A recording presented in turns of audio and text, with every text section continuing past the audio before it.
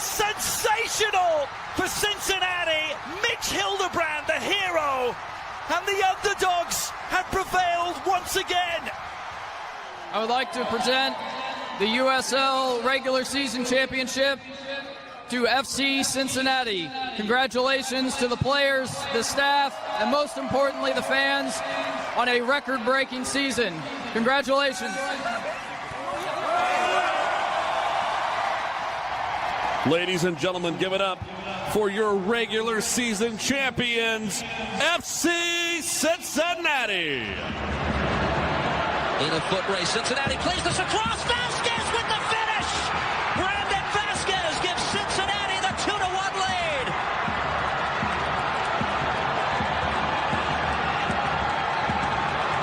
A late breakdown by Red Bull. Well, Dylan Nealis gets beaten, and nobody covers the streaking run. Unbelievable. L'Oreal got under that. Oh! What a goal for FC Cincinnati! You couldn't dream that any better. Goal of the tournament. Maybe the history of the tournament. Alvaro Barreal makes it 2-0. They have done it. Cincinnati, your 2023 Supporters Shield winners. A first trophy in their MLS era, and now they celebrate. Top of the Supporters Shield race since May. The Flying Lion says, boys, hell is real. 2023 Supporters Shield champs. So glad that I can be back with people who know that it's a Flying Lion. It shows how much we all love this club. Yeah, just a fan of the sport, you know. I want to play for these fans because these fans are amazing. In this club, you don't play just for the club, you play for the fans. I'm here for the fans. What's going on, everyone? Welcome back. Thanks, everyone, for joining us. What's going on, guys? Hey, everyone. Thanks again for joining us for another episode here of the Flying Lion podcast on a week where FC Cincinnati crawls out and gets another point, Sam, out of almost nothing, it seems like, there for some stretches. But, hey, we're moving up, I guess, somewhat in the standings. Still in the same position overall, you know, compared to the week before. But how we doing tonight, Sam? Yeah, the comeback kids. It in Cincinnati, there's just a vibe, right? I guess, you know, with the Reds coming back, sweeping, and then you got FC Cincinnati back-to-back games coming back. And, I mean, it is what it is, right? It's points, and I'd rather draw than lose. So that's where we're at right now, Ryan. But, yeah, obviously still a lot of things to figure out, injury bugs still. But, once again, result is a result. And we didn't lose at home, so that's good. Yeah, I don't know if I would quite call it a vibe because, you know, in the other fronts, you're seeing a lot of positivity, a lot of wins. But in this one, you crawl back, you get something out of it. So, yeah, against a good Chicago Fire team, you know, I'm going to say it later on, but I'll say it right now in case I forget. Chicago had only given up 5 goals all season, Sam, and we scored 3 on them on a night where we didn't have Kevin Denke. So, we get something out of it. We're 2-2-4 now overall. We'll hit all the major things that come out of this one, some storylines out of it. Second part of the episode, jersey swaps cards. If you didn't see them last week, go back and check out our episode with Kenta. Just a wild episode. We got into some crazy stuff with that one, so go check it out. Some news with Neymar, updates with him, potentially a German national team player to FC Cincinnati as well. So, you know, skip forward to that if you're interested in seeing that one. And then a little bit around the MLS before we hit match day away, number 9 against NYCFC. I think hopefully our last one in Yankee Stadium because I'm just sick of playing in that place. So we'll touch on that a little bit later on. But if you guys had missed it in our last few episodes, we shouted it out. If you haven't used the code yet for Homage, go check them out. Go grab yourself some merch like we have up in our videos here. I'm pointing to it if you guys are watching. They have tons of great designs for FC Cincinnati. The Bengals, like Sam said here recently, you know, with getting a certain player there in Dexter Lawrence. But yeah, go check out all their stuff. Sam's got it here on the video. First 100 users get 20% off site-wise with the code CHATTER. Again, chatter at homage.com/cbox, or again, scan that code there. But just excited for what's going on in the city. And I think Homage is going to be putting out some cool stuff too. Yeah, absolutely. I mean, they've always got great stuff. I actually, I was up in Minnesota and Milwaukee and Chicago this weekend. Ryan actually saw some people rocking some homage gear. Right. So that was pretty cool. I didn't have the time to go, hey, if you want more gear, use the code Chatterbox or Chatter, right? Yeah. So it was just nice to see that gear out there because it is nice, good quality. But Ryan, as we kind of just walk into this one, match day 8 against Chicago, like you said, 3-3 draw after this one. And I mean, coming into it, I think Evander historically, I guess last season in only 2 matches versus Chicago Fire, three or four goal contributions coming into it. So I mean, he's definitely made his impact against Chicago Fire. And then last season, FC Cincinnati swept Chicago Fire. So the vibes coming into it, we've made those stats against Toronto. I think New York Red Bull. Like we've had those similar stats against these teams that we had faced last year, and it just hasn't gone great. This time, not as terrible as it resulted in a draw. But what kind of coming into the match vibe wise were you at, Ryan? Yeah, I mean, kind of interesting because you had some players that we knew were going to be out with Denke, like you said, suspended.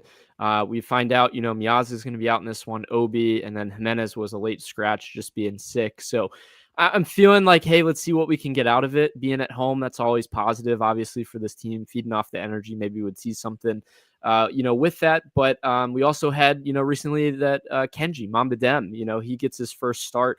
So I was hoping to see something, out of the squad in front of, I think a decent traveling Chicago fan base that we really hadn't seen in our, 10-year history. No, offense to them. They just hadn't been good. So now that they're good, I had a friend tell me that they actually, Sam, this is pretty cool. If you're a season ticket holder, apparently they will fund you for going to away matches, which I thought is a pretty neat thing. If you're that bad that you have to pay for people to go, though, like, that's interesting. So that could be a little, subtle card there. But lineup wise, Sam, what did you see that we ended up actually starting?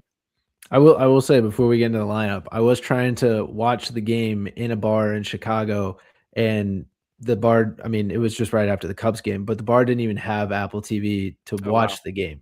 So I'm relying on, our trusty, phones over here. But was fine. Got to watch the game and everything. But yeah, lineup wise, coming into it, obviously, like we said last episode, Denke suspended. 4th match in a row we've had a player suspended, which is, I mean, it's just hilarious at this point, right?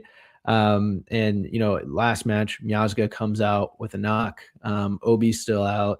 Steven Jimenez still out. Do we know what's? Yeah, it was sick prior to. Okay, yeah, he was just sick in this one. All right. Well, another guy that we had out. But like Ryan said, Mbomadem gets his first MLS start up top, kind of what we called in our preview episode, seeing if, possibly they would do dueling 10s at some point. But nope, he's just a striker up top with Barlow, and then Barlow plays his former team. I mean, interesting there, right? There's always storylines coming into that one. And then obviously Robinson back in the back there. Didn't see a 4-back like you called though, Ryan. Yeah, I was curious to see. I was kind of stuck between. It was just based on availability. We didn't know after Toronto with, Teenage not being available, what he would look like in terms of even minutes for this. He doesn't get the start, but he comes in at half. So, Flores had a pretty bad first half, to be honest. So I felt like it's like we paid Teenage how much money and he wasn't even able to go from the start. It's kind of sad, but yeah, man, it was interesting just seeing kind of what we put out for what we had available. Arguably the best. No, a lot of people would be questioning, and I'd love to hear some comments about it. Like, should Dotto be starting? Obviously, we see him in the last 20 minutes put on a good shift there, but I felt like Kenji didn't, lose us the match. We obviously tie, and he had a pretty decent game while he was in. So we'll kind of roll into it. From the beginning and from the jump, I felt like the Fire controlled a little bit more of possession, a little bit more of the chances, but props to us for kind of sticking in. I think Roman made a nice save, to his right in front of the Bailey to start. That kind of set the tone. The defense, the biggest thing I would take away in the first 20 minutes is we tried to go man mark, when Chicago was trying to build from the back or even to counter on us. We saw, Hagelin kind of step up higher. We saw Flores step up higher to try to man mark guys, and it left our midfield exposed. It left the back line exposed, and there was a lot of open space for the midfield just to kind of run through us. We've seen that be a trend, and I just don't know if it's a personnel thing. I just don't know if we can go man to man, because like Flores is just getting destroyed in that situation, and it just left us so exposed. So there was a little bit of an issue, I think, between that back three, clearly, because it did lead to a goal in the 26th minute. It kind of came out of nowhere. Giddy gives up the ball. Zinkernagel has an unbelievable, ball, which originally I think is offside. I still probably think it's probably offside now, going back and watching it. But I don't think that Robinson gave him the credit, for thinking that he'd play the ball in. Kuipers makes a heck of a first touch and just finishes it. Roman has no idea what even happened. Like, he gets a touch on it, but doesn't even think he's going to shoot. But yeah, man, it's unfortunate. Again, another match where we just go down in a moment where it was kind of lackadaisical, between the back line. Yeah, fourth straight MLS match where FC Cincinnati has given up the opening goal, and you have to claw back, right? That's the fight that they've shown against Montreal, against the last match. Yep. Yeah, so it is what it is. Back against the wall. Let's go. I mean, next one, right? Like you said, just a good goal. Celentano maybe could have done a little bit better of a job trying to save it. I know he gets a decent amount on it. It's too much for him to handle. Because at first you're kind of like, did it go in? Did it not? Like, I didn't even see, like, it just happened so fast. I texted you and I was like, he's got to be offside, right? Yeah. The ball was pretty amazing. Threading the needle there from Zinkernagel. But yeah, after that, Ryan, for what, a good stretch of 20-30 minutes, Ender was the bright spot, right? You got the Ender cross to Robinson on the back post. I mean, a random stop by Brady on the line on that one, gets lucky, and then kick save, right? Huh? It was a kick save. Just make yourself big. Put just your body get anything on it. the ball. Yeah. But I thought Ender in the next 30 minutes there, I mean, he was pretty much the bright spot, at least right before we get the goal. But yeah, you would think that some other people would step up, but to what you saw, I mean, Giddy getting the ball, he wins the ball and then gives it back. Like, you saw that throughout the next 20 minutes a little bit from FC Cincinnati. Yeah, again, like, we're not fazed by going down. It's just sad that we know how to play down just because it's happened so much. But the response was unbelievable. I felt like for 15-20 minutes right before we're going to talk about it, the PK is just like, we dictated a lot of the game. And like you said, a lot of it was through Ender, but in the goal, it ends up being a lot through Ramirez too. I felt like he had a really good bounce back match. We had asked some questions of him. Would he start? Would he play more minutes? In this one, he was on a yellow card kind of watch. So again, sneak peek to what's to come for that. But him and Evander, have a nice connection. He goes in, puts a beautiful shot on goal, which, Brady gets a nice kick save on the reaction, but then has more of a fumble on a shot by Ramirez that maybe he could have done a lot better with. Goes through his legs. Barlow's just that natural striker, poaching, just waiting for a moment and taps it in. Sam, he's got 5 goals for FC Cincinnati in, how many matches now? Like 12? Didn't expect that. I think, he already hit the 5 level that I was thinking for the whole season. So anything after this is a bonus. But yeah, man, I think he was inspired to play the Fire. He, besides the goal, had a decent match, not a great or fantastic thing by any means, but he's doing what he should as a goal scorer here and going in and tapping and being in the right position. And it leads to a point where I'm thinking in my head, I almost said it to you, was like, just see it out. I actually think I did. I said, let's just see it out. Let's get to half, because we've always seen this team after they score, it's just there's a response. It was pretty crazy. I mean, yeah, you said see it out, and then you get the Evander chance, right? He kind of carries the ball into the final third, passes open to a wide open Ender. You're like, oh my gosh, like, we're about to go up 2-1, and he just, I mean, the shot's right at the keeper. His touch carries him wide. That's my critique on it. Like, he lets it go across his body a little bit too much, and the angle is tough. But what a golden opportunity that was. Yeah. So I mean, like, there, it could have been 2-1. Like, easily could have been 2-1. And it's just this stupid moment at the end of this half where well even before that could have been 2-1 the other way right before that because Chicago has the shot that off the post. It hits off the post. Yeah. Bounces around, and then I think either on the same play or it's on the same play. Yeah. It's all a continuum that this ball is played through the middle, and it appears to me that the PK is called at first on Robinson for a handball, which I was furious because there was no such handball there. Well, he didn't call a handball. He called a shove in the back on Giddey, which is harsh. I mean, it's so harsh. A player that's in that position is going to dive 10 out of 10 times because he's in a better spot, which credit for him because he knew like if there's any contact, he was going to get the call. But I don't think Giddey like really does that much to, cause that PK. And it's just a building of what we had seen that whole half in frustration. Like the fans were frustrated at this ref from the go because we get 2 quick yellow cards, kind of puts us behind the 8 ball with how we want to play. And then they don't get a card the whole match until the 90th minute. So it felt like they could get away with murder and not get a card. And then they called a stupid PK after we had all really the momentum. So I think it really kind of killed a lot of what this team had going into half. And you saw it right out of the half, Sam. I mean, they score within a few minutes. Yeah. I mean, before that, you arguably get one of the best chances for Kenji of the game. He finally shows up in some way, and that's, off an Evander kind of little cross. And good point. Honestly, it was the luckiest, I mean, maybe best. If that goes in, that's the best header he's ever. Was it Mamba Dem or was it Giddey? I couldn't remember. It was in Boma Dem. Yeah. Okay.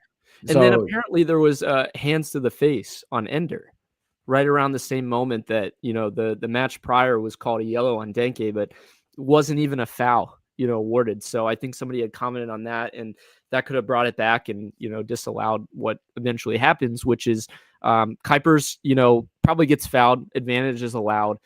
The ball gets swung out to the left. And I think Teenage just honestly just loses track of Kuipers, which I don't know how you lose track of him.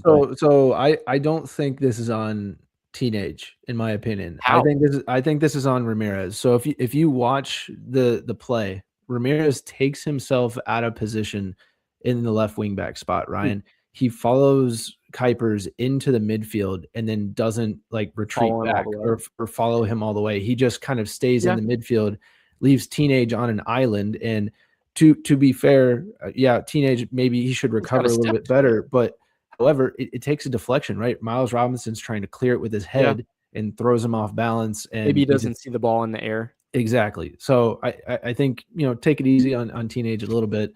I think it's more on Ramirez on that one for not continuing to follow Kuipers. I'll have to go back and see that. And yeah, if it really is he tracked him and then, didn't communicate that, hey, your man is here on that side. Maybe the shot deflected, is thrown off, where's my guy when the ball's in the air. It was taken beautifully and slotted away. 2 really good goals by Kuipers. But it's again, communication problem, right? I mean, would you say? And that's maybe a product of just so many different left backs. We had Miles against Montreal. We've had Hagelin in that spot. We've had Flores there. Ramirez has played next to so many different people. You got to establish some sort of communication, especially with trading off men. So yeah, good shout on that. I'll have to go look it up. But the middle kind of stretch, we're now down 3-1 is just brutal. I mean, I'm going through again, fatalistic, man, this is awful. We're at home. We're getting killed. It's going to be probably 4 or 5-1 by the end of this one.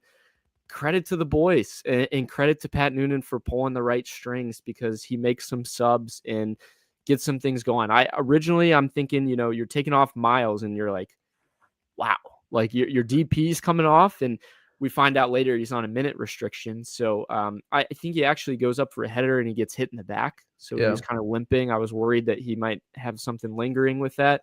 But also, we see some subs of some other players. I think Jabari comes in at one point and contributes. So Dado, as well, he had come in and made a difference. So he makes the right calls in it.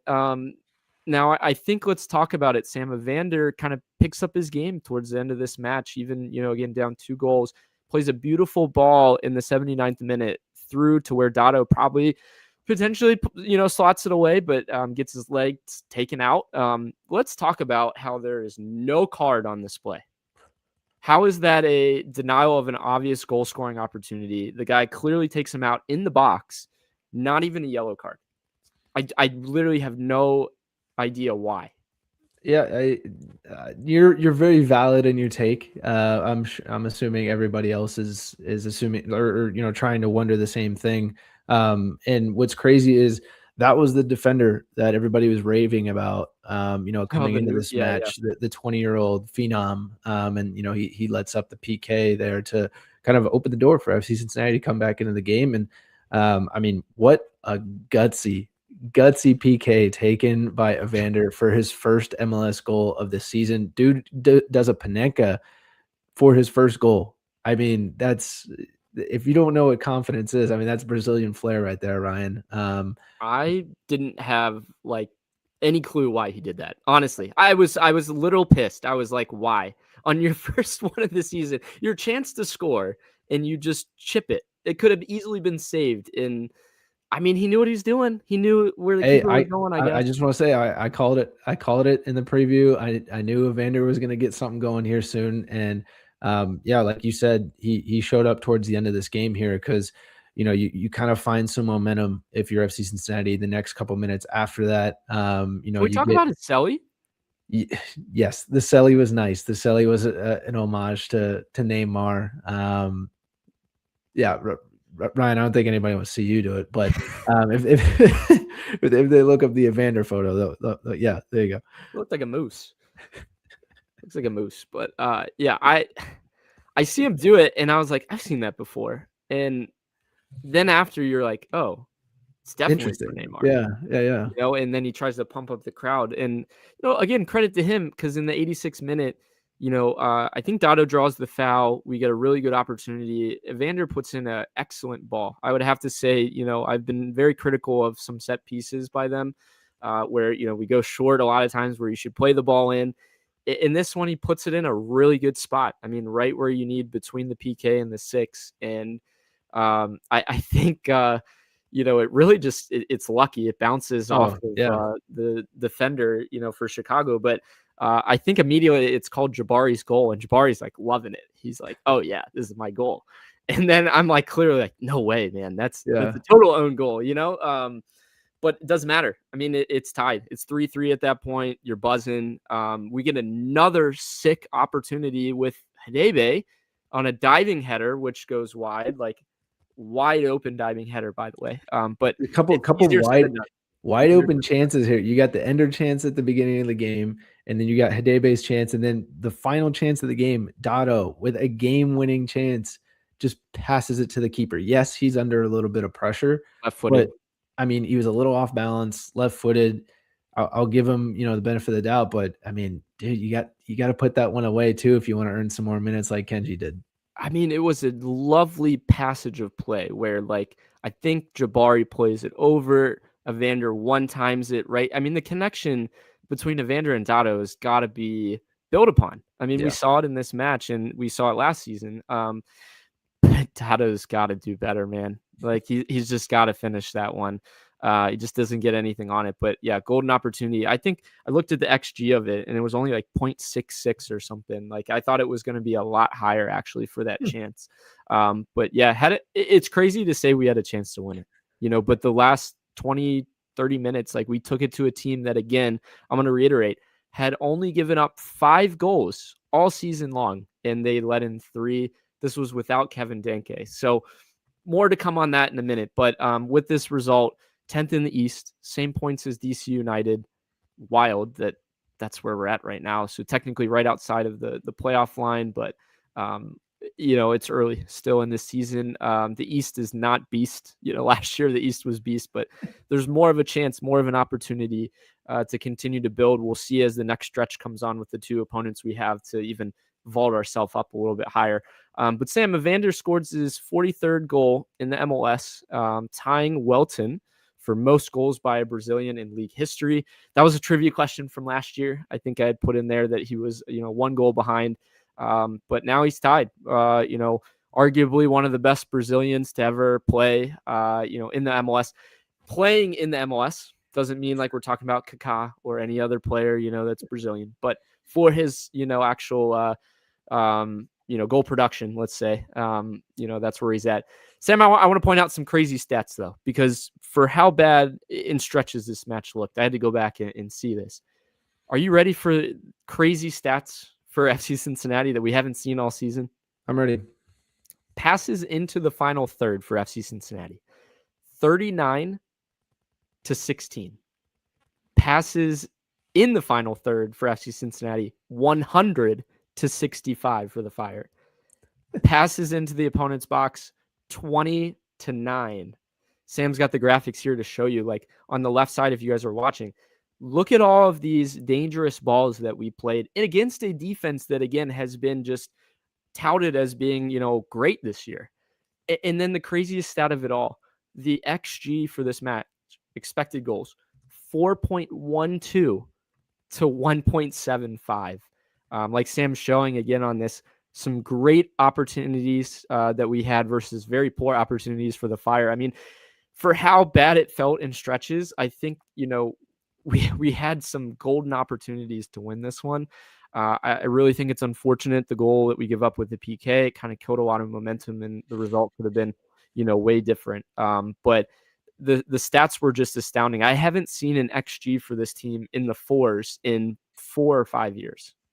Yeah, I mean, that's been right. I mean, once again, it's the trend, right? It's the theme. It's the missed out on chances that have been hanging over FC Cincinnati's head. I mean, you look at, some other stats like around the MLS. I think they're one of the best in the MLS when it comes to expected goals. I think they're maybe 6th in the league in expected goals. And, they're sitting in 10th in the East right now. So you're a couple goals away, a couple of opportunities away from just outscoring the other team, right? Yeah.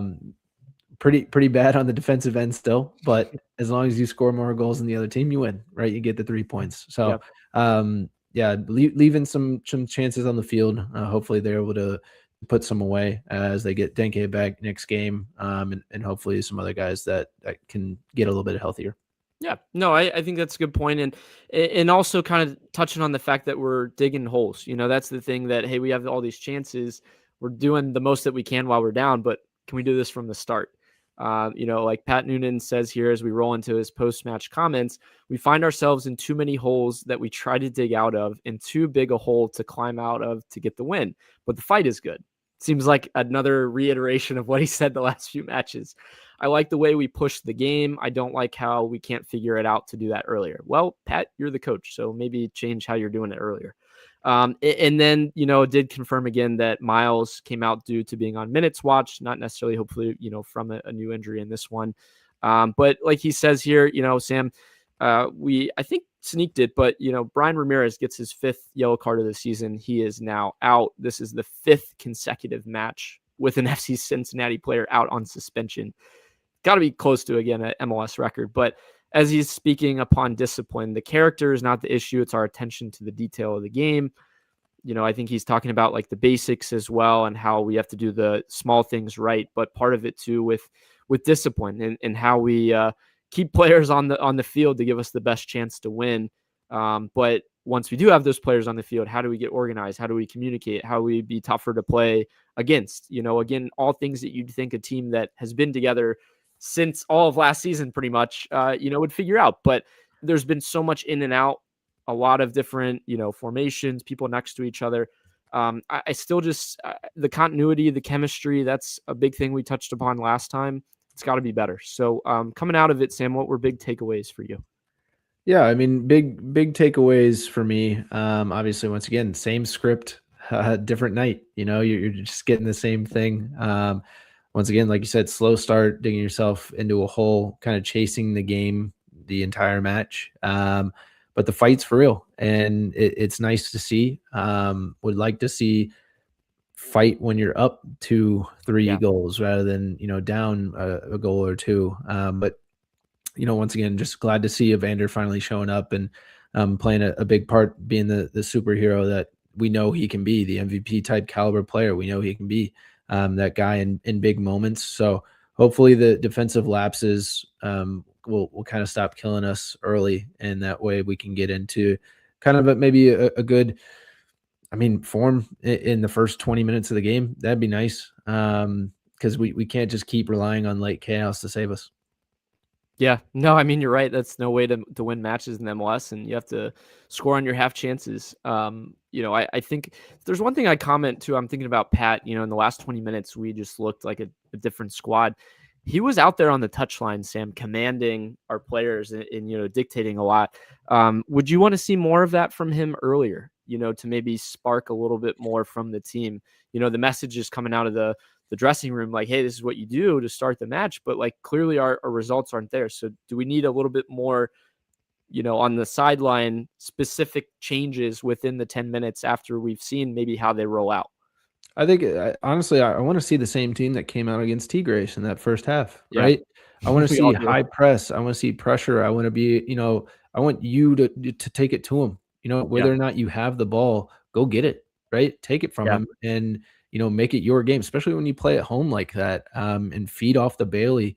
It was a little bit cold. There was a slight rain that had happened that day, but you got to make the most of it, especially when you're playing at home. Those are the points that are going to matter at the end of the season. Yeah, no, we could look back at it too, and on a night where like we feel good about it, Chicago probably feels worse about it. But again, we had chances to win. It was streaky. It felt like at moments we were awful, and then other moments we looked amazing. Like I touched upon earlier, let's build on that Dado Evander chemistry that we had seen at the end. Can we move that forward? What does that look like with the two next to each other as a 10? And then honestly, let's give our flowers to Chris Brady. He saved Chicago on a lot of saves. Seven saves. Yeah, he had a great, I think it was like 8.7 FOTMOB scores. So the guy looked pretty solid in this one. But, we always seem to draw the keepers that have amazing matches against us, let's be honest. So as we touch on storylines coming out of it, we've talked about it, the slow starts, the digging a hole, that's become a trend. I think had done, again, a decent job in the past few seasons of this. But I think in seasons past, like we found the way to win more. So we talked a little bit less about the, importance of that. But Sam, I'm going to ask you this question. You can tell me if I'm crazy, but were we better without Denke? I'm going to kind of lump in Miles to this too, because of what we've seen at the end, but 14 goals given up now in the last 4 matches that Miles Robinson has been in the center of our back system there. What do you think? I'd say you're a little bit crazy.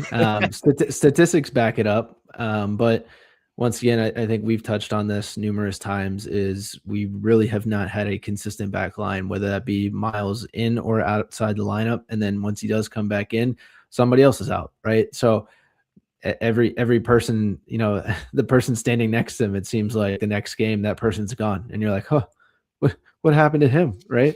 But yeah, obviously with Denke, he's actually been pretty consistent for us. He's had a couple game winners for us this year. So he's been able to put some chances away. Now, when you're talking about cohesion of the squad, right? Denke and Evander, that's still, once again, it's a project. It's an ongoing thing that chemistry wise, we have to figure out. But as far as being better without those two, I don't know about that one, considering you just said both of our DPs out of the 3. So I'm posing the question. Not necessarily that I believe that. No, but stretches of time where get the people talking. You just see the collective come together better. It's almost a conversation of like our A squad for the U.S. men's national team showing up, just doing a job, but then the B squad comes in and just tries their all, and you actually are like, damn, and beats Uruguay. Yeah. So the last 20 minutes, a crazy, back 3 with like Kyle Smith, teenage Hirebe, and like Nick Haglund in there holding this team to like hardly any chances. They're dominating possession. I felt like our counter press was a lot better and younger, with Mamba Dem running around, the connection of Dado coming in. I just feel like there's a better overall chemistry in the team.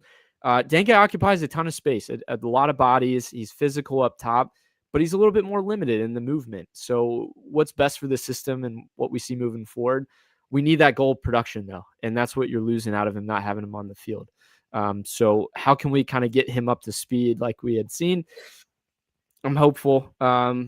But Sam, are injuries and suspensions killing us early on in the season? The lack of a consistent lineup, is that really, honestly, the reason why our defense has been awful? Let's be honest. Yeah, I think you could see both sides of it. I think, yes, in one side of my mouth, and then the other going, these guys had all preseason with each other. This was the healthiest that we have come into a season in I don't know how long, right? And they should have tried out these different rotated back lines, whether in practice or in the preseason matches. So I don't have sympathy from that regard. But once again, regular season is a lot different. Once you're in it, you're in it, and it can snowball a little bit, especially when you get those injuries going, like we have in the past. I mean, FC Cincinnati fans have seen it, and the impact that it not only can it have currently where you're at in the season, but later on as well. So yeah, I would say it's killing a little bit, but still, I mean, you can make any excuse you want for this team. These players are in the MLS for a reason. So I think they got to step up, right? That's the next thing that they got to do. It's hard at this level to substitute next person and say they're going to do the job just as well because of the disparity and what we have. But look at the people that we have in those positions and the money that we pay. So we got to see better from them. We had seen some tweets out there recently about $6 million roughly into roster spend on some center backs that were allowing goals in, by the three every single match. So at what point does this team kind of look at each other and say, this just can't happen? You let in one and it's a snowball. You said the word snowball and it triggered me from, we saw it in the preseason and we've seen it ever since. They let one go in and it's just like, that's okay. It's got to be no, this can't happen. We can't allow one goal, because if one happens, then it's like, well, okay, two happen. It just can't, be that way. And I think, again, that real leader in the back line, we'd seen it kind of with Matt there, but even a not 100% Matt hasn't been good enough either. So where does that lead us, Sam, moving forward with the defense? There's a ton of questions about that. And even with the back five, added the, one extra defender, and it's still, horrendous at times. I think in this match, we're a little unlucky, with the PK, we're a little unlucky with some beautiful goals that they score, but it's still just overall, it's got to be a full 90-minute performance, not, 20 minutes here, 30 minutes there. But I just something that I had seen, with so many different people next to each other in the back line, there's got to be some sort of consistency to help this. But Sam, finally, does Evander get going now? He scores his first one of the season. He's a part of all 3 goals. We hope, right? It's something. I mean, last match he was pretty solid. He wasn't great, but he was pretty solid. You saw flashes of it. Once again, it's getting that first one. I think we've seen that in a lot of players that we've had, is getting that first one. I think for a while there, right, Brenner wasn't producing, and then he got, the first one, and it's like, okay, here we go. Like, this is what we're doing. So hopefully this kind of opens it up. However, it's kind of tough because, like, I disagree with the take, but Denke was off the field for this Evander goal. So when he comes back on the field, how is this, how's this going to work? We have to figure this out in order for, everybody to get their slice of the pie, if you will. And so, yeah, Evander was a part of all 3 goals in this match, but I think it definitely could open the floodgates for him. Maybe not goal wise, but I think you can see him get going in the assist column. I think this year, I think I said he'd have upwards of 15 goals or something like that. Maybe I said he'd even hit 20. I think that was my prediction at some point. But I think the quality's there for sure. And you saw at the end of the game, Ryan, those balls, like you said, I mean, the accuracy, the ability with the tired legs even is pretty impressive. Yeah, he's got to let the game come to him instead of forcing it sometimes. And, in this one, he let it come to him. He took the chances that, he had a great opportunity for, and we honestly were better because of it. So hopefully moving forward, that's more of what we see. But before we go to the break here, let's hear our trivia question of the week. Yeah, we're going to go back in time in this one, Ryan. When is the last time FC Cincinnati drew in back-to-back matches in all competitions? Wow. So we just tied, obviously, 2 in a row. So it's not this year, but it's 2022, maybe? I'm going to go with 2022. And maybe around any specific teams or anybody you want to shout out? I mean, I'm not going to hold it against you, but NYCFC, I feel like we had like a 3-3 match against them in the summer of 22, and then Chicago, because why not? All right. Well, we'll see what the answer is on the other side. Hey, FC Cincinnati fans, it's time to upgrade your matchday gear for this season. We've teamed up with Homage to hook you up with 20% off site-wide for the next 30 days using the code CHATTER when visiting the link homage.com/cbox. If you've ever worn their stuff before, it's that vintage, that super soft gear that actually feels like something you want to wear every day, not just on match day. So if you're gearing up for the FC Cincinnati season, baseball season, or just, Bengals off season in general, and just want some merch for your favorite team, now is the time. Yeah, like Sam said, the draft's coming up. We have opening day for the Cincinnati Reds. Go find any of the Homage gear for the Bengals, the Reds, and most importantly, we're biased, but FC Cincinnati, we're rocking our stuff tonight. Shout out to Homage for their gear. Go get your Homage gear while you can, as this code, again, is only for a limited time. Use, again, the code CHATTER, and you'll get 20% off. Again, this is for any purchase on their site. Go and check out the link again, homage.com/cbox, CBOX, or in our social media bios that we'll have up here shortly. Show up to the next match day in some legendary comfort. Thanks again, guys. Thanks again for joining us tonight. Again, just interesting week for FC Cincinnati on draw weeks. I think we're going to rock with the jersey swaps first here. We've been doing it the last few times, but Sam, what'd you have this week? Yeah, my jersey swap of the week is going to be Evander. He finally stepped up in this one when you needed him most. He's a big moment player. This year we really haven't seen it that much, but like I said, the past couple matches, he's kind of shown a little bit that he can continue to be that guy. Created 7 chances in this match for FC Cincinnati. He was all over the field towards the end of the match, like I said, trying to make an impact wherever he could, specifically through free kicks. Hope to see more of it going forward. Yeah, we need it. That's what has been really lacking. That number 10 that can really produce in the big moment. And in this one, he does. And we come back and we get something out of it. So, again, moving forward consistently, can he do that? Yes, we know that he can. We've seen it. But getting him into that next gear, maybe it's the Neymar connection. Maybe that's what gets him going. I don't know. We'll see. What was your jersey swap? Ender Echenike, again, I just felt like this guy just has been dominating the team, this year. And in terms of just his performances, it's a guy you look at and you go, he's way better than the person on the other side that he's playing against. And he's just been the guy that we've really relied upon. First half more than the second, I felt like in this one.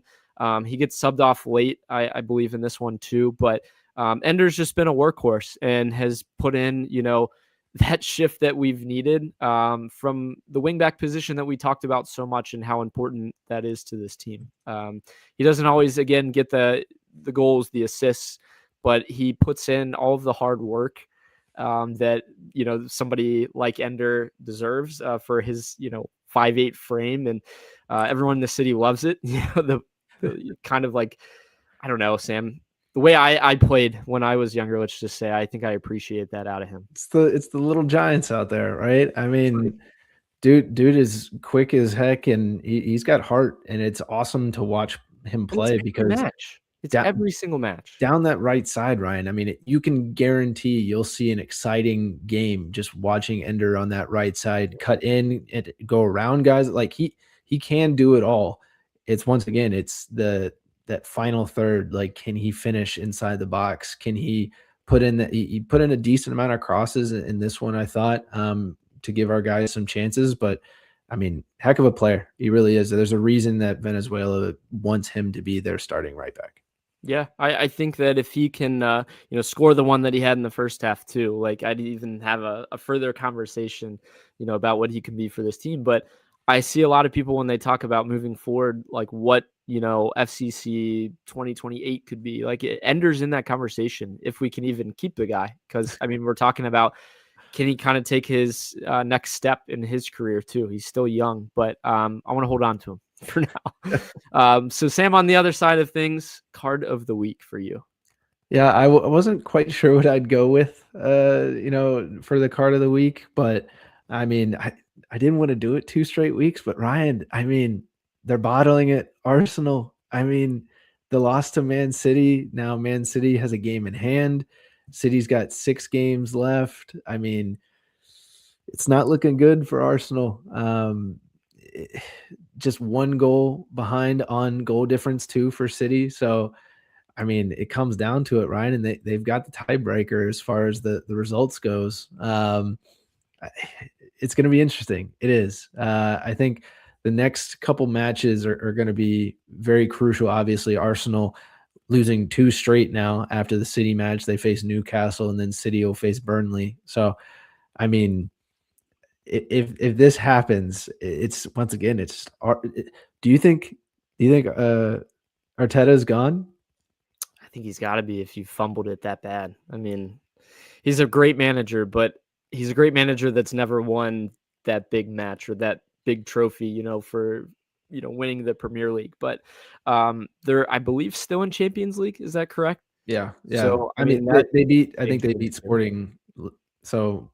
Yeah, but I think it's always been the conversation of just like, can they hold on? Can they do it? Because it's like it's never them that are going to drive it. It's like what everyone else is going to do. But question for you, bigger bottle though, Arsenal in the league if this happens, or Tottenham potentially being relegated? I thought it was funny that I see I think they were interviewing Chelsea fans. Right. And they were like, would you rather see Arsenal win the league or Tottenham go down?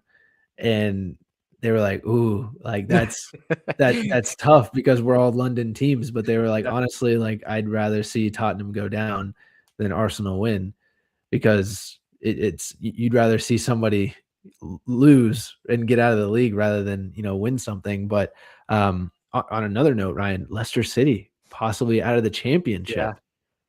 That is wild. They've fallen off big time. Yeah, a lot of parity going on. It's wild that, a team that built $1 billion stadium is potentially going to be in the championship. I mean, that's essentially the Dallas Cowboys. I mean, not the same, but like it's a huge name like that that's getting relegated to the Canadian Football League, like essentially, or like the whatever pro league we have now for football that's not the NFL. It's just insane, and it doesn't get talked about enough. I think people in soccer circles, understand it, but outside of it, it's like Tottenham is going to be playing in the same as like Wrexham. Like that's just crazy to think about. Maybe Wrexham moves up. I don't know. We'll see. Sam, my card of the week. I've been a little bit lax on this front all season. You guys normally hear me just hound on the refs. The refs were awful this match. Awful. I just was not a fan that we went 90 minutes before they got a single card. The fouls were just brutal to watch. I think we were worried by the end about getting more players injured. So Pat had to pull some of our players because we just weren't, getting the fouls. It was just, it ruined the match with the PK. You can call it questionable or whatever, but it's just so harsh in that moment. And I just feel like this guy just lost the match. And I hate to go to this. I've been better about not calling him out, but it was piss poor this match. Yeah. It wasn't the greatest.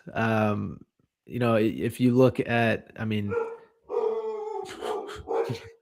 jeez, you got the dog going crazy in here. Hey, I think Natty agrees. Yes. Yeah. Refs were awful. But yeah, I mean, in this match, you can't do much about it, right? Like you said, you could have probably killed somebody and it would have been like, Not oh, been no, yellow. no card. Yeah, No card. exactly. So Honorable the mention, inconsistency. Sam, I don't know if they showed this on the broadcast because you were watching this one. But the one camera guy that runs on the pitch after Chicago scores their first goal and gets like immediately like almost ejected from the stadium because they're like, dude, what are you doing? You can't come on the pitch. And like the ref comes over and like, gets him off. But I think that guy was closer to a yellow card than, anyone on the Chicago Fire team for the whole game, except the 90 minutes on. It was a bizarre moment though. For those who were there, it was like so weird.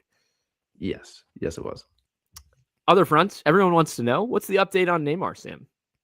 Update on Neymar. He's not with Connor Dale down in Florida, if anybody's wondering. No. Those for the people that watched last week. But yeah, update on Neymar to FC Cincinnati. Turns out Neymar actually doesn't know anything about this. In a press conference, he was asked like, hey, like, what do you think of, the rumors of you going to the MLS? And he was like, I'm not really sure. Don't really know much about it. I'm just here to play for Santos. And, I'm just going to, continue to play here and see out my contract through the end of the year. So that was interesting. Obviously he's lying, right? Because I mean, FC Cincinnati, obviously that's the first thing on his mind when he wakes up in the morning. But yeah, Ryan, what do you make of kind of the comments? I mean, there's the video that comes out, right, of it. You speak Portuguese perfectly, right? You could probably understand that. But what were your initial thoughts when you saw, obviously the headline, right, is he doesn't know anything about it, but there's more to it than just the headline. Show me the money. That's really what it comes down to. He's not going to talk about it until, hey, show me the proposal. And, we haven't, from what I've heard, been down there yet to talk to his father. I know there's plans for that. But yeah, let's be honest. Like Neymar doesn't know anything about the interest or Cincinnati. He doesn't know about Ohio. He knows about the MLS, but like we've talked about it, in a few episodes now. And there's just no way, unless it's like, we're going to pay you this much. We're going to give you stake in the organization. Like you're going to get paid like Messi does. Like, I think we're going to have to do some drastic things for convincing, but I'm not interested about that, or not surprised by that interest, I should say. But there was a new report that came out this morning that I was seeing as well, that I think the president of Santos is trying to renew the contract before it ends as well, just to kind of put any doubt into that, which why would you not? I mean, look at the impact that he's had on Santos and coming back. The fans don't think so, though. Yeah. I think, speaking of this too, Barrial scores last night, for Santos. So that was pretty cool to see him celebrate with Neymar there a little bit. I'm sure he was like, man, you could be doing this in Cincinnati. Like both of you, bring both of them back. But hey, Sam, after this match, we get some answers. There was some pool questions just about, from Evander. What do you think of this Neymar interest? And, originally we see, I think when Evander first comes over to the MLS, he was asked the same question and he was like, oh, I would love to play, with Neymar. Neymar's my idol. And, now it's kind of confirmed. It's interesting. He goes, I saw the same news as you guys. I mean, I don't know anything about it, but of course, if it happens, it's going to be a big negotiation. It's a superstar, one of the biggest of this, time period. It's going to be helpful for all the players. All the players got excited to kind of hear of this interest, which is interesting that he actually said that. Yeah. And then being Brazilian, of course, one of my idols, it would be nice. I don't know anything about it. Hopefully it's not just the news and hopefully it comes through. So, what do you make of that? You don't hear a lot of like, hey, the guys were pumped about, this rumor. I appreciate the honesty, right? Like that's the human answer in it, not this PR answer that, I don't know anything and, we'll leave it at that and I'll let the front office do it. No, like this is his idol, right? You're talking to a guy that grew up watching Neymar and idol, like, oh my gosh, like I want to be like him, the Brazilian flair, like I want to play like him. I mean, yeah, it's undeniable. Why wouldn't you want a guy like that, especially if you're Evander on your team, to play alongside you? A lot of people, Ryan, the other thing is, hey, this genuinely could be FC Cincinnati just trying to keep Evander here for as long as possible, and going, hey, look, we're trying to get your idol, like stay here and don't be disgruntled or frustrated, which I honestly, right now, I saw that, and I don't think he's frustrated with like the roster or with the front office. I think he's frustrated with himself. Like he knows he could be playing better. You watch him on the field, and those chances that have just made had like great saves on his chances, or he's just missed, or just isn't like connecting on certain things. He's frustrated at himself, not necessarily like his teammates or anything. So yeah, obviously, when Neymar's possibly coming to town, you're going to give your honest opinion. So I appreciate that. Yeah, no, good point. I think he's going to give his all as well, especially if like, hey, this guy could potentially be paying attention and what's going on. Well, hey, there's a Brazilian that's got, tied for the most goals in league history on this team. Hey, you could reach out to me. Maybe we could do something special. It's the same thing with when Messi came to town and Lucho turned it up just a little bit. Yeah, no, for sure. I mean, these idols that these guys have, I mean, these are the pinnacle of what they do in this sport. And so even as the brand of Neymar, Evander would love to have his own brand like that as well, I'm sure. I like in this, it's interesting, we talked about a lot last year with Brenner, a fellow Brazilian, and what that impact could do. We saw how this kind of clicked for the team in some ways, but detracted in others. This is all hypotheticals. This is all assuming one thing or the other. But like, do you think there's a little bit of angst, from Evander and saying like, man, I wish that was Brenner instead of, maybe another striker on this team? I mean, maybe it's past that point, but maybe at like the beginning, where it was like, it's gotta be, it's way past that now. But. Yes. Yeah. But probably in the back of your mind, especially, at the beginning of things when the offense wasn't quite clicking like it should. But Ryan, if we're kind of done talking about Neymar, we'll head over across the pond to Germany.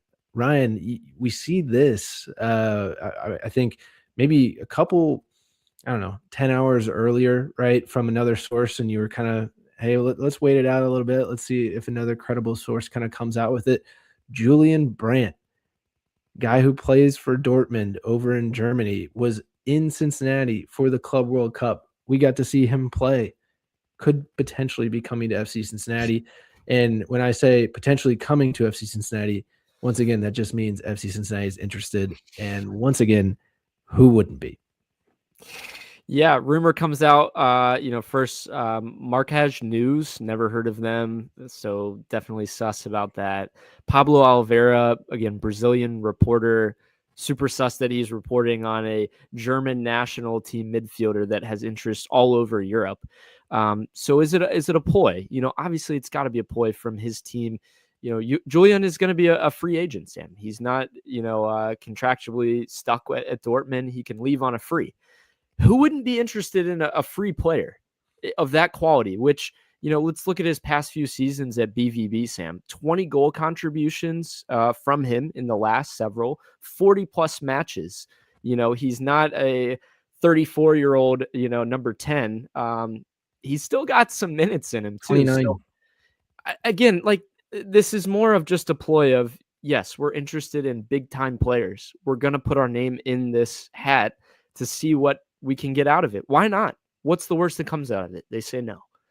But the fact that it comes out, the fact that it's reported, is that a leveraging thing, for money-wise from his camp, from his agents to say, step it up, ex-European team, if you want to get this player. We have guys, in the MLS that are willing to pay top dollar for this player.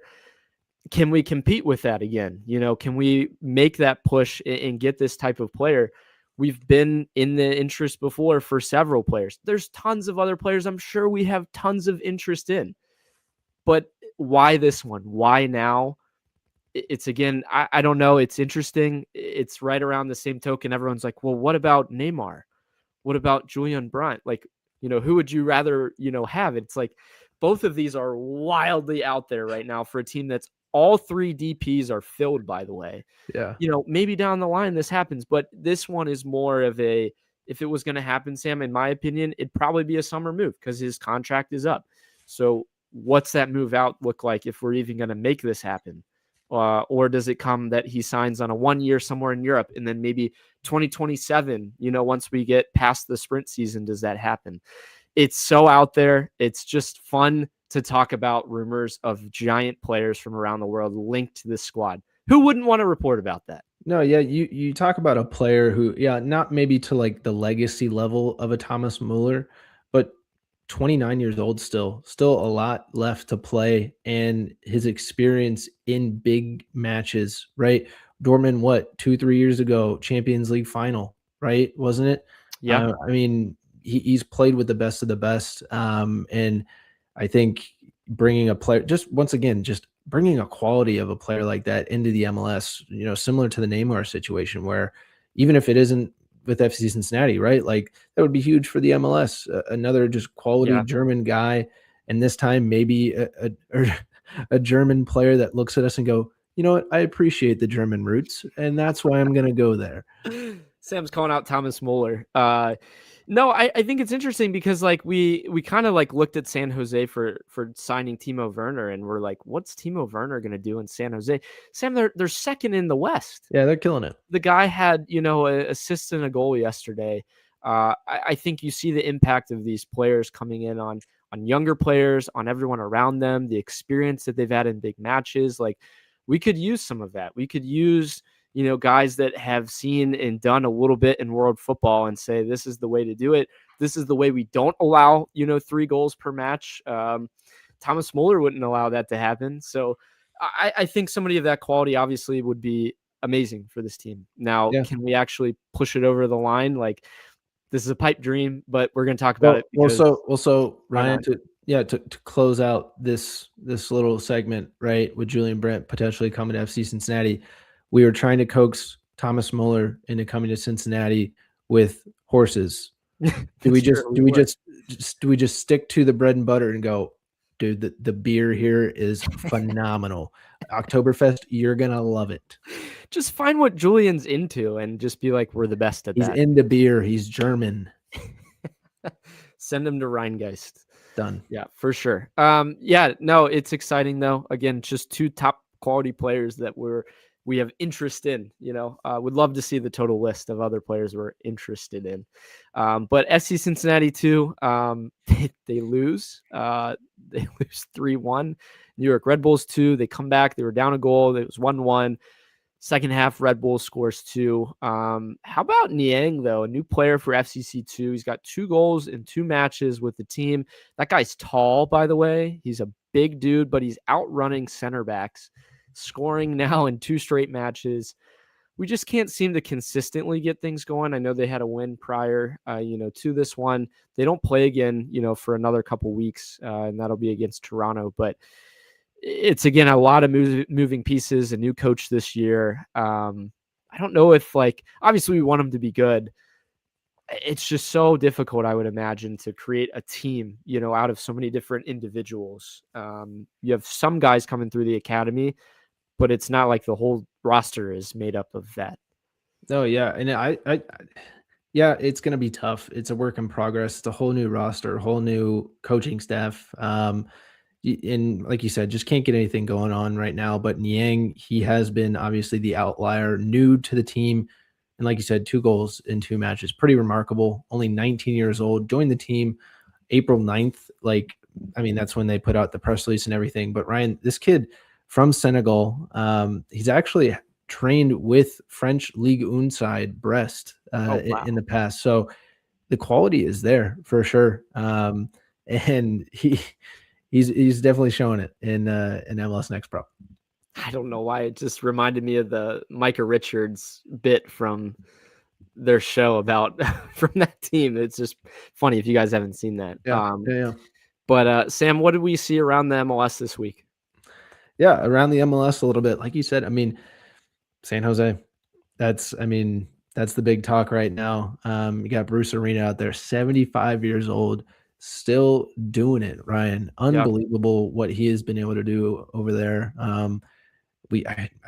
Some people thought San Jose was going to be left for dead, right? And then he came in and has been able to turn, honestly, the whole organization around, the way that they kind of operate, and they're looking good right now. Pretty much every team, once again, back-to-back weeks, we're kind of saying this. The West is just continuing to look good, rolling over teams. Salt Lake City is another team, Real Salt Lake, that is looking real good. Can we talk about them for a second? Yeah, go ahead. Lucas Engel, right? Lucas Engel and young DeAndre kids. Yedlin. Yeah, center backs, by the way. Young kids with the center backs, which is crazy. Young kids with the center backs. Wild that, again, like we started this trend of like moving these guys, into that spot. Sam, I have some stats for you. This is wild. We were talking about comparisons. Lucas Engel for this season, 6.96 on FOTMob for the season, 511 minutes played. Teenage Shadeve, 6.74 FOTMob rating, 248 minutes played. Okay. DeAndre Yedlin as well, starting tons of matches for Salt Lake.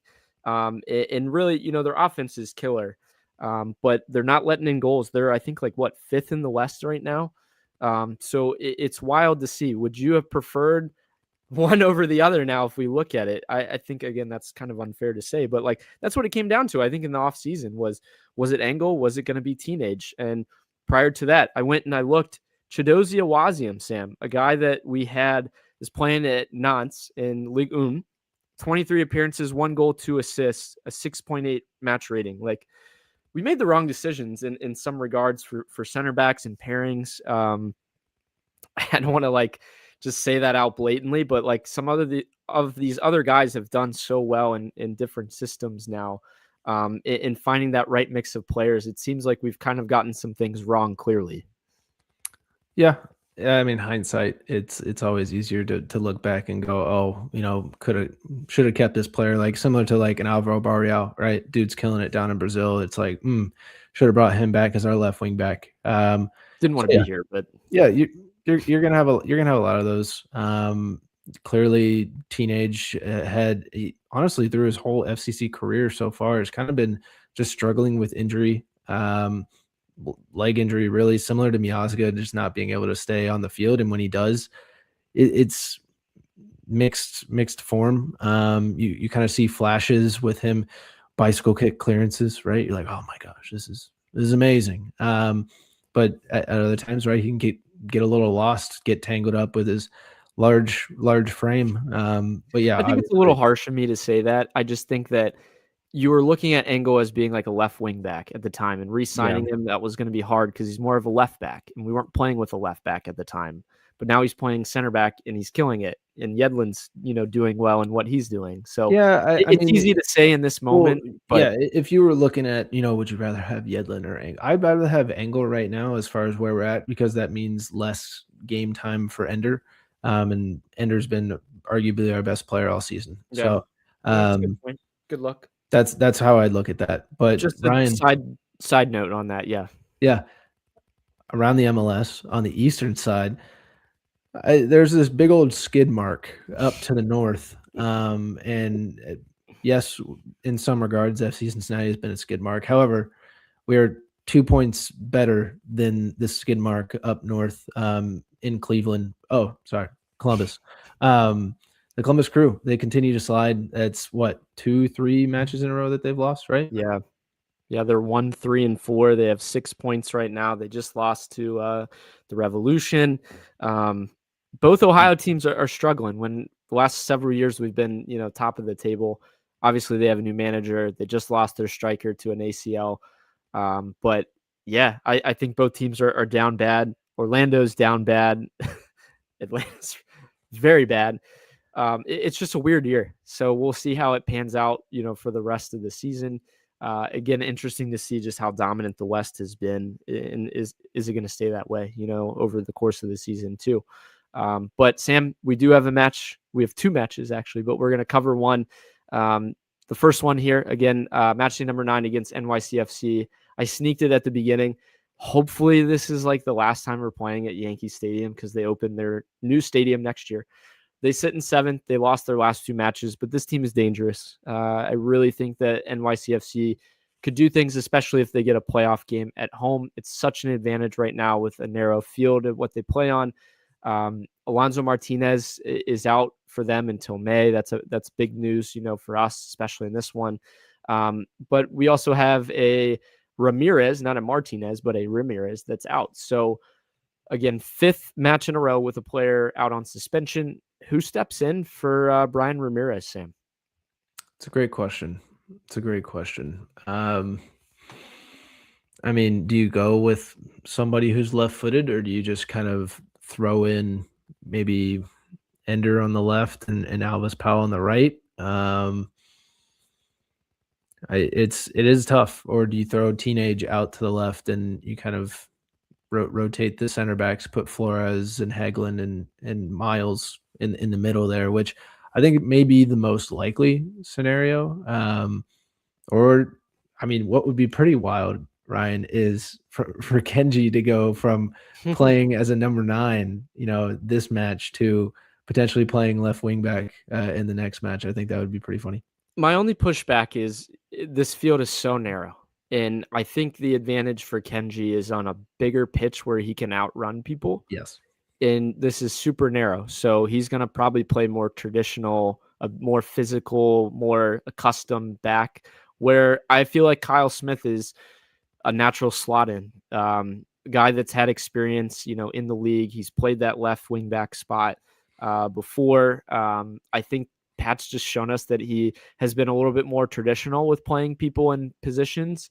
And I feel like either Kyle or, like you had maybe mentioned with Alvis, or just being a little bit more cautious about it on a narrow pitch, because, you have to play quick. And I think the team would love to stretch it. And I just don't think on this such a narrow pitch, you're going to get that advantage with Kenji as much. So I think, I personally, Denke, Barlow up top.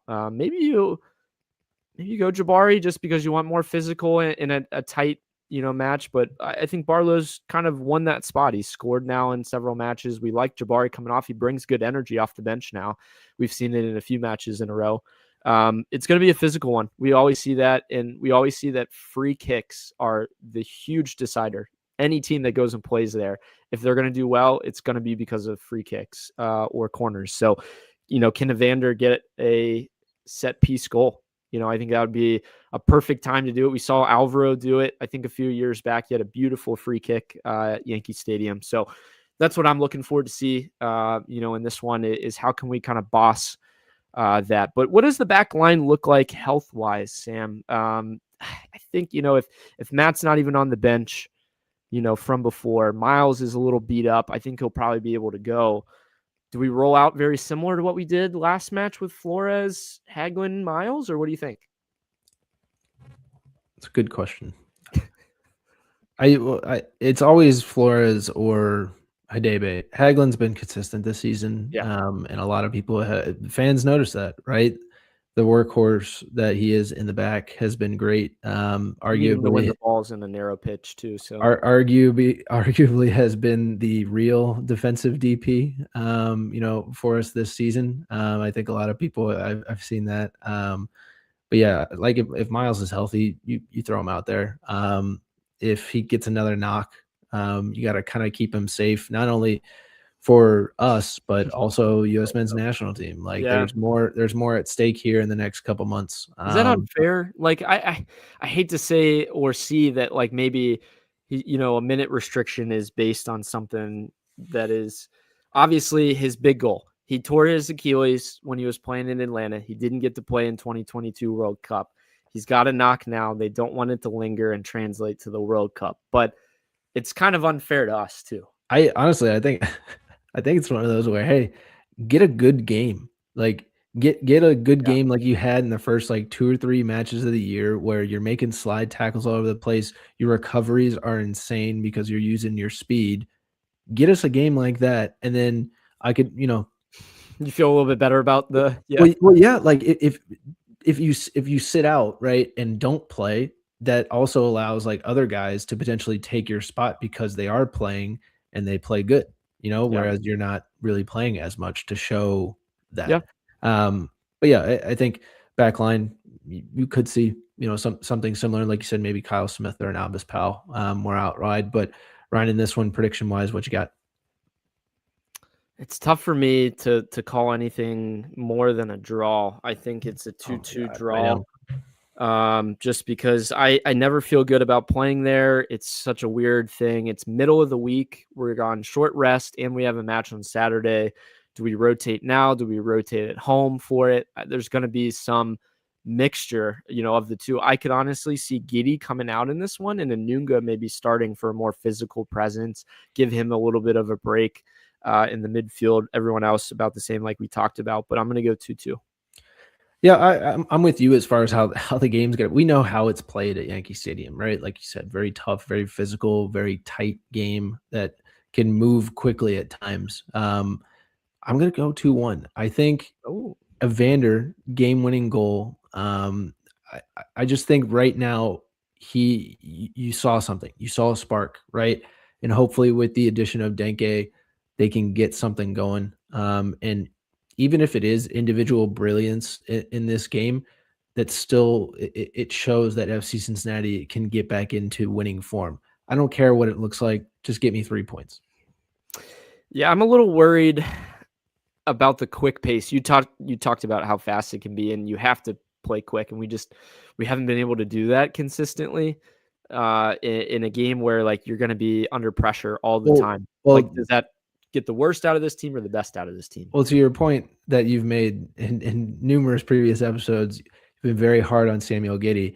If you're calling for Giddey to be out of this game, it's a little bit more conservative. You can kind of control the pace of play with Anunga in there with a more veteran presence, as we've seen Giddey kind of be susceptible to turnovers a little bit. He's not a good passer, so that kind of goes against my point, but it's more physical. So I think there's got to be more control of that part of the game. And at some point, again, you have to rest because you've seen compounding minutes and how that's affected, availability. So I just worry a little bit about that in a midweek match. Like, we just try to get something out of it, and that's why I'm going draw. But don't you agree with set pieces there? Like, I feel like every single time you watch a match, it's like there's always a goal from a corner because it's so short. Or there's some crazy, ridiculous, shot from outside the box that goes in. But it's always weird. It's always wacky, and I hate it. And I'm so done with playing in a baseball stadium. Thank God this is going to be one of the last times. But I'm off my rant. We're going to have a match against Red Bulls at home. That'll be coming on Saturday. On Wednesday night, Sam and I are going to be doing a reaction of this NYCFC one. As a part of that, we'll tack in a little bit preview for Saturday, depending on what we see. Hopefully, it's going to be a more positive, review based on what we see. But Sam, before we go, hit us with our trivia answer. Yeah. So once again, trivia of the week presented by Goals TV. When is the last time FC Cincinnati drew in back-to-back matches in all competitions? Ryan, you had said, I believe, 2022 at one point. You said NYCFC and Chicago.